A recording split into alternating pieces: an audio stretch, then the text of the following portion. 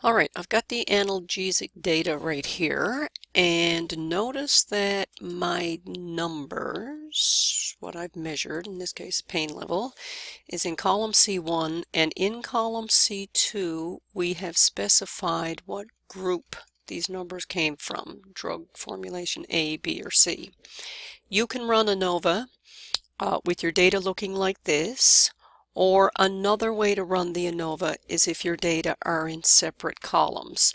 And I'm going to set up some separate columns, so just so that we can see how this works. All right, I'm unstacking columns. I want to unstack the data in pain level, unstack my numbers using the subscripts in drug formulation. So break out my data by drug formulation. Select, I'm just going to say after last column in use, and OK. So here I've got my pain level for people who were given drug A, drug B, and drug C. All right, I'm going to run the ANOVA two ways so you can see you can do it either way. All right, under the Stat tab, we go to the third one down, which says ANOVA, and we will only be looking at this one here, which says one way, one factor ANOVA. You have the choice of having all your data in one column or having your data in separate columns. So let's do the one column first. The response Minitab is looking for are your numbers. Your numbers are all in column C1, that's the pain level, and the factor is the treatment or the groups or whatever. In this case, it's drug formulation. Whenever you run ANOVA, you should always specify graphs. Minitab by default will give you an interval plot. I don't find that very useful. You want to show box plots because box plots will show us more or less whether our data look like they might be symmetric and normal. And the other thing, as your notes talk about, is that there's a bunch of assumptions regarding residuals. So just like in regression, do a 4-in-1 plot. Say OK to that. There is a button here that says storage. And just in case you got to check on the normality of your residuals, just like with regression, you can get Minitab to save them in your spreadsheet. Say OK to that. All right, now there is a button here for options. Minitab by default runs this test with the assumption that the variances are equal, and that is the way we are going to run it in this course. So keep that checked on. And when it comes time to run the Tukey's test, you can specify here what level of confidence you want to use, and we want to use a 95% level of confidence. I'm going to leave that alone. Say OK to that. All right, at this point, I'm going to say OK, and I'm going to move that baby out of the way and talk about it in a minute. So before I go look at my data, as I've already talked about in the last video, I can see that drug A gives me generally lower levels of pain than the other two, and there may or may not be a difference between B and C. All right, we want to know whether or not the spread from max to min is roughly the same for each of the three groups, and that does look to be the case. I want to see whether my data are normal. That looks pretty symmetric and normal. These two are negatively skewed. We should check these, but as I said in the previous video, this is of limited use to you because you've only got 4 numbers, and how are you really going to prove normality with 4 numbers?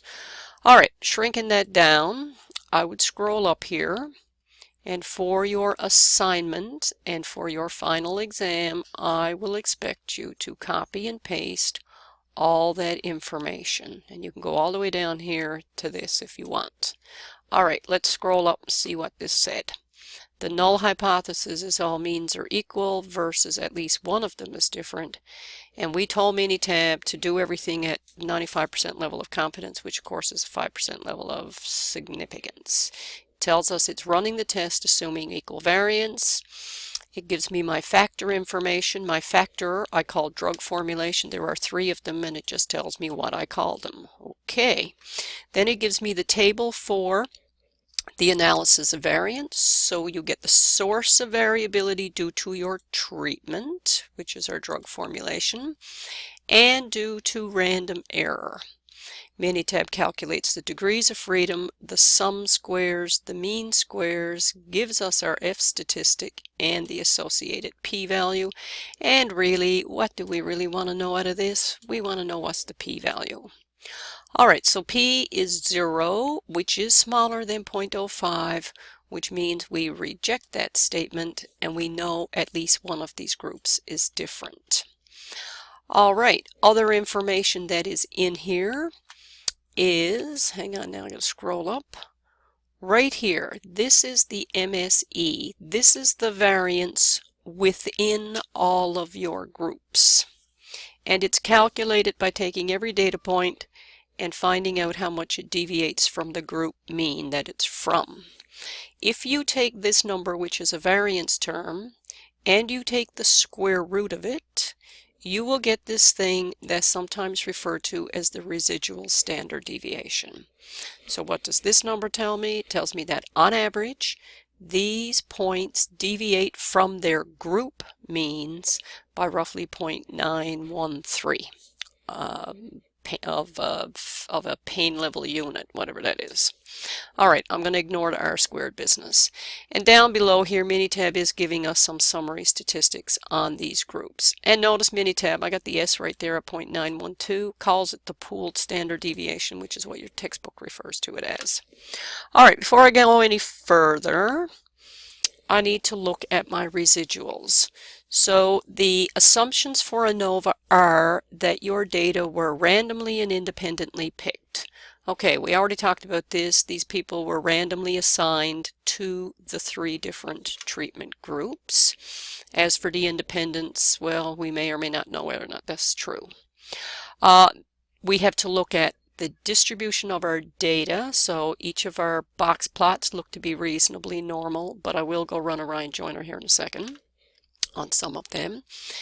Our residuals are supposed to have a normal distribution. Well, these look a little tiny bit weird, so it wouldn't hurt to run a Ryan joiner on them, and we've saved the residuals, so we can do that. This plot tells me whether or not the variance in my 3 groups is roughly the same. Now look, this vertical spread is roughly the same as this, is roughly the same as this. This tells me that my variance for my residuals is equal, and I saw that on my box plots. And these are the 2 plots we want to look at. We're going to ignore this one down here.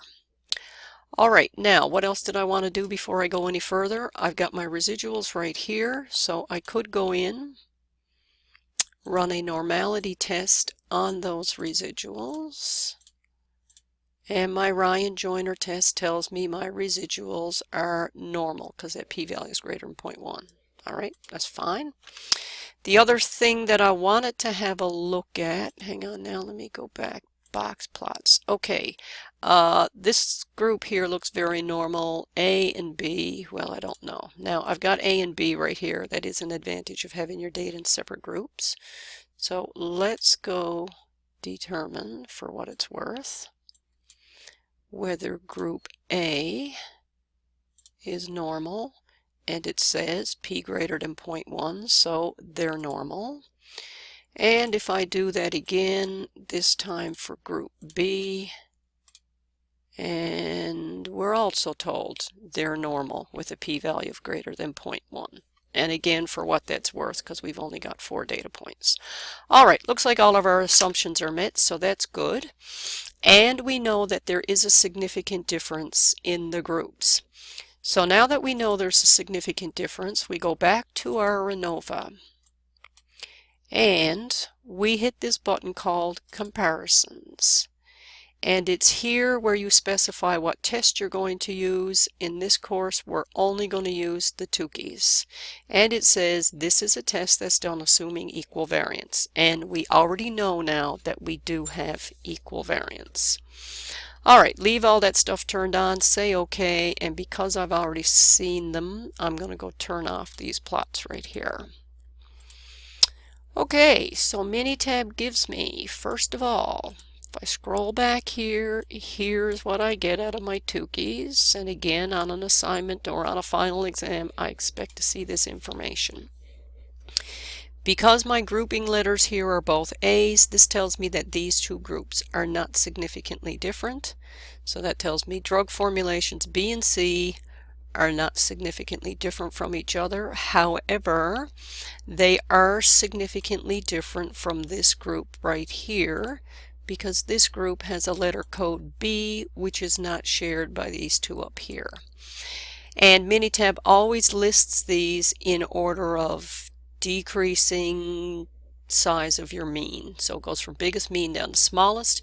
In our case, which drug is better? It's the drug that gives the less pain level, which then means that drug formulation A is best because it gave a significantly lower average pain level than drugs B or C, and there's no difference between them. And as I already explained in your notes as well, these intervals also help you interpret what is going on with this grouping information. Intervals that go through 0, as this one does, tells me there's no difference between the groups being compared, so no significant difference between C and B. These two intervals contain all positive numbers, which means in this case B gives me higher level of pain than A, and C gives me higher level of pain than A, which must mean that pain formulation, or whatever it is, the drug A formulation is better at relieving your pain than the other two.